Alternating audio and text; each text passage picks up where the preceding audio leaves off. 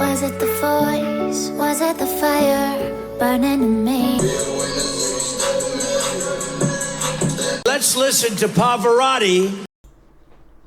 Hello, welcome to The Revealing. I'm your host, Pavarotti. Here to discuss the Idaho 4 case.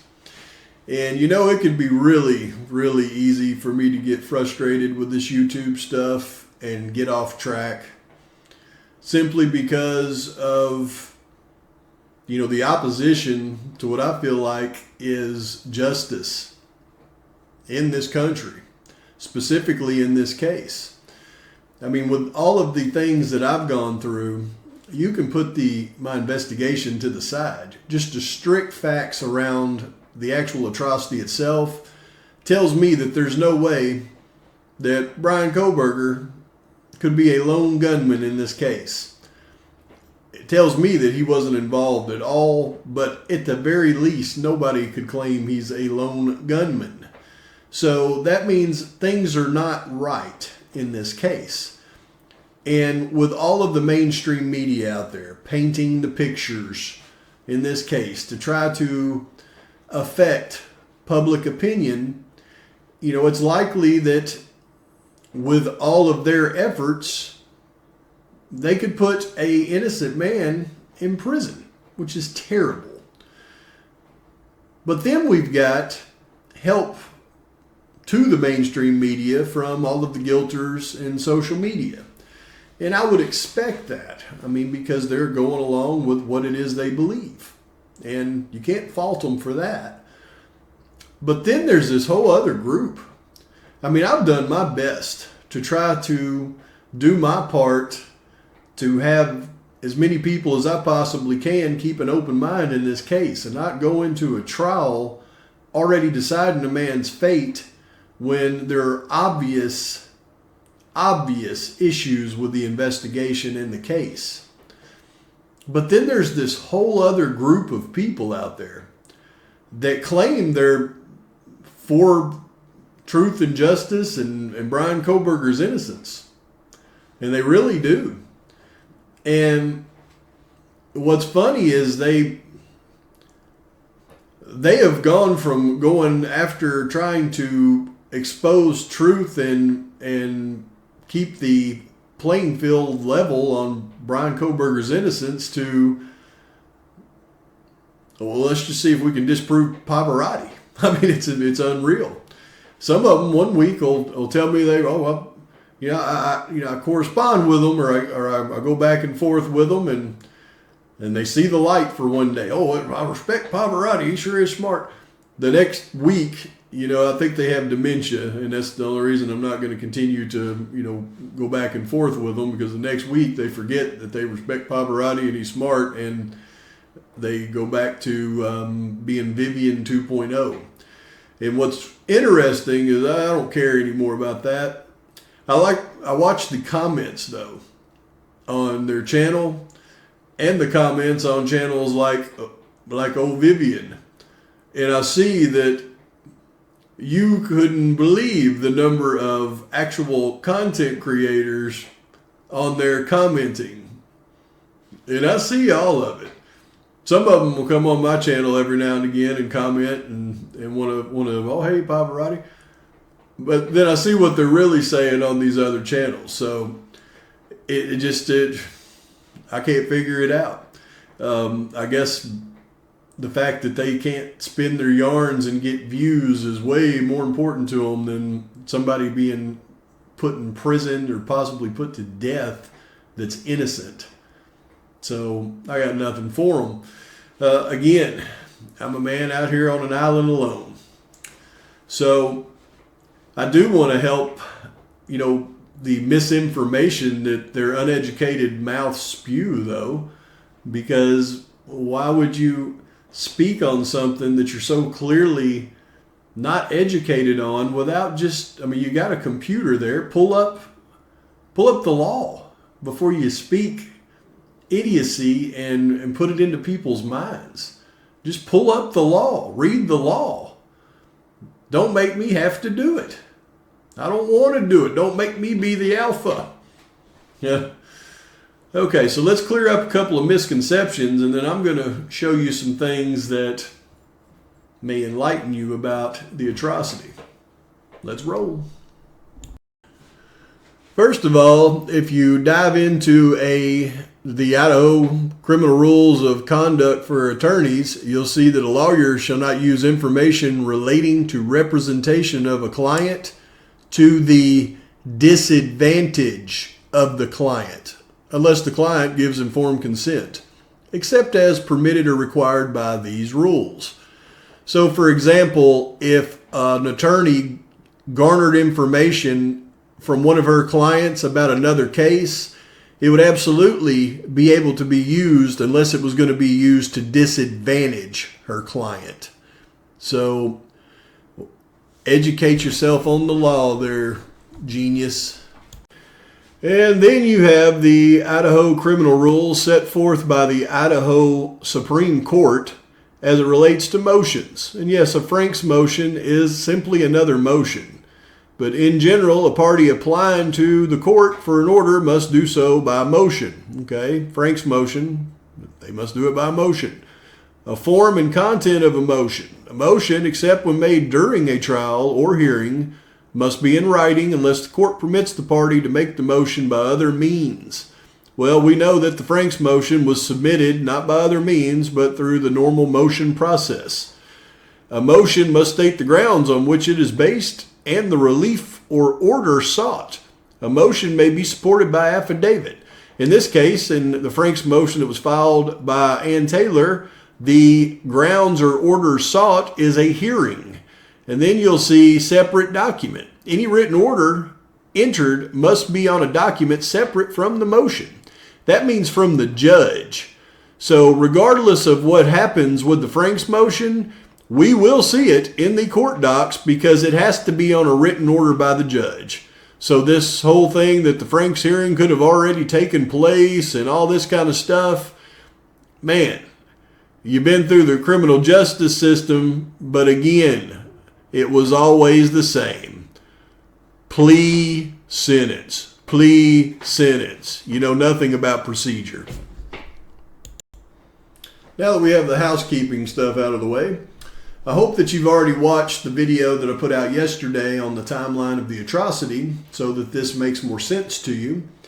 But whenever I put in my investigation that I believe that there were some nefarious activities going on by law enforcement, I don't do it willy-nilly, okay? But keep in mind the two that I have zeroed in on, and let's take a look at some of their actions during the atrocity and right after, and see if my theory holds water. Because remember, it's got to match the totality of events for it to hold water. And when you talk about Officer Rosie, there was a couple of instances that happened practically during the atrocity. And the second one I'm going to show you, I think you could pay close attention to, because even the person that he's investigating at the time brings up the fact that it's weird that he's out there even looking into it. Most of the time they don't. Like this is some really out of the ordinary thing that's going on. And I think you can garner from that he was making himself busy during the time of the atrocity. He was making himself known through routine stops that he probably didn't make very often, but he made sure he did it that night during the time of the atrocity. Now, if you recall, I shared this timeline of events with you yesterday and showed you video evidence of everything on here. But there's a couple of things that I want to add today. The first one was at 3 a.m., and we're all familiar with this one, but it's in relation to Officer Rosie's actions that nobody can figure out on the band field. Why was he doing that? Police blotters and call logs are public record. Anybody can see them, and rightly so, because taxpayers pay for that work product. And now some eagle-eyed followers of the Idaho quadruple murder case have picked up on one particular item from the police on the night that the 4 college kids were murdered. In fact, the incident in question happened at almost exactly the same time as the killings. I'm going to read to you what the police blotter actually says. Quote, there was an alcohol offense reported at 3:01 a.m. on November 13th, and that's the last night the kids were alive. The location, a field on Taylor Avenue. You can see it there. Band. It's called Band Field. Much like you hear Ashley Banfield discuss the time of the atrocity that she believed happened at that time, I don't believe that Officer Rosie knew what time the atrocity operation was going to take place either. I think he had a window of time that he knew it would take place in between 3 and 4:30 a.m. So he was making himself busy, known to have reports of incidents that would exonerate him from being anywhere near the crime scene and knowing anything about the atrocity. And as you can see, the next thing I have marked on the timeline in red is a 3:41 a.m. call that Rosie was on, making himself available and known to not be around the King Road residence. And watch the reaction from the person who he is addressing the call with. Oh, you look very formidable about your job right now. I'm appreciating that. What do you mean by that? Well, like most cops, normally, I feel like around U of I, they kind of like let shit go half the time. Yeah. I think, Have you been here before? have we been here? Yeah. Like to identity? Yeah. I mean, for other calls and stuff, but not for this. Last year we had like so many noise complaints because the girl above us was always calling the cops on us for being loud. Yeah. And like, the cops were always super chill about it. Like, just coming here and be like, hey, be quiet. Now, those are some pretty bold accusations I'm making in this case. But when we look at this next aspect of this case, until this can be explained to me, I can't think anything otherwise. Because I believe this Phantom Elantras movement's likely did this after the atrocity. Exactly this. I also believe that the 4:23 a.m. Sport Utility did this exactly as well. Straight on over, down, into Mundy's machine. Then I believe it left after it dropped off a couple of assailants, headed back up, and again made the left on Palouse to avoid the Moscow PD, back through the neighborhood, on to Taylor, back down to Linda Lane to pick up the last guy, which was the trash can guy, headed back down through the neighborhood to avoid the Moscow PD, and then made the right down to Mundy's machine in Wassankari and into Wassankari. Now, some POV-hating fact deniers out there would say, well, that sure is a lot of speculating on your part, Pavarotti. Well, it wouldn't be, because there should be video proof of this taking place. 3 prominent cameras should have caught this. Let me show you where they're at.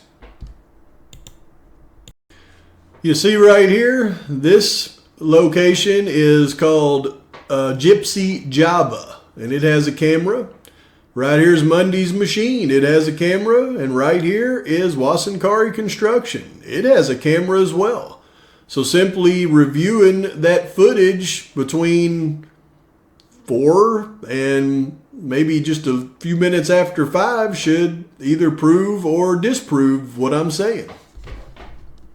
Are you aware that one of the videos that you gave us, the coffee shop there on South 95, that leaving Moscow, you have to pass that covers 5 a.m. to 6 a.m.? I do not recall the time frame for that. And so the time frame in these videos would matter, right? Certainly. The time frame in the videos to be meaningful would need to cover a time that surrounds the allegations against Mr. Kohberger. Is that fair to say? You can say that, yes. Okay. And are you aware that Wasankari Construction had a video, and that also has a very limited time frame, like 5 a.m., just 1 hour of video also? Sounds vaguely familiar, yes. And that's also south on Highway 95, is that right? Yes, ma'am. And the one we talked about today, Monday's machine that nobody could find, that clearly was given to Moscow Police Department, that's also south on 95. Yes, ma'am. Okay. I understand that you had a lot of help on canvassing and collecting things. There was a lot to do. But as the lead agent and the lead department, is there some kind of inventory? So you got to forgive me when I think of whose family business is located in between Monday's Machine and Wasankari Construction, and their close family members are on the force, and who could have removed those videos that would have proven or disproven what I'm saying right here. And then it doesn't give me a whole lot of confidence when I see one of the first officers on the scene is this guy, and there's all of a sudden a sheath found at the crime scene. But what have I know? I just have lived and breathed this thing since I started looking into it.